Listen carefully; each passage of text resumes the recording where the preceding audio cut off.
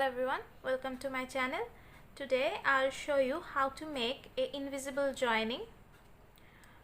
To show you guys how to do the invisible joining, I made this small round with my scrap yarn, and I'll stop my work in this last stitch. To make the invisible join, you don't need to do the slip stitch, or you don't need to do the slip stitch, and you also don't need to do fasten off. You just stop at your last stitch, then pull out your hook, cut your thread, and I have already cutted my thread, so I'll just pull it out like this. You don't need this much length. This is my scrap yarn. You just need this much to put your needle in. So I'll first show you how to do the invisible joining with needle, then I'll show you how to do with your crochet hook.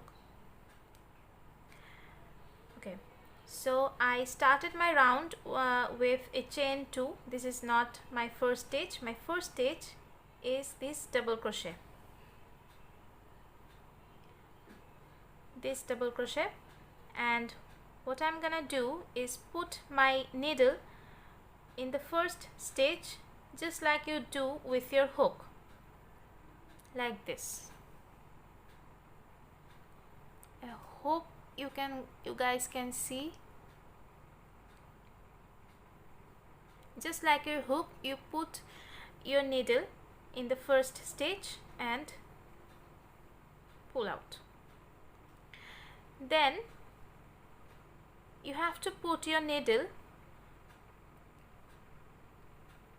in this last stitch, but not like the hook through the stitch, but not through the stitch, but you can see these two threads.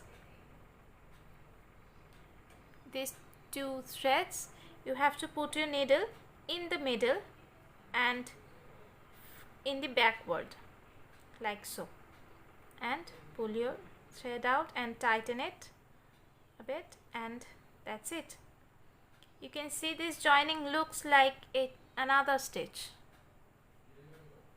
Here this is the joining and it looks like another stitch, and that is why it's called invisible joining. Now what I'm going to do is, you just have to hide your yarn like you do in any other work. Okay, if I cut my thread, you will not notice where I have done the invisible joining, and now I'll show you how to do the invisible joining with hook. Okay, for the hook joining, you don't need too much length of your thread, and I prefer the hook method because I hate wasting thread. So for the hook method, you have to turn your work like so and put your hook in the first stitch from the back side, not from the front side, from the back side. I'll put my hook in the first stitch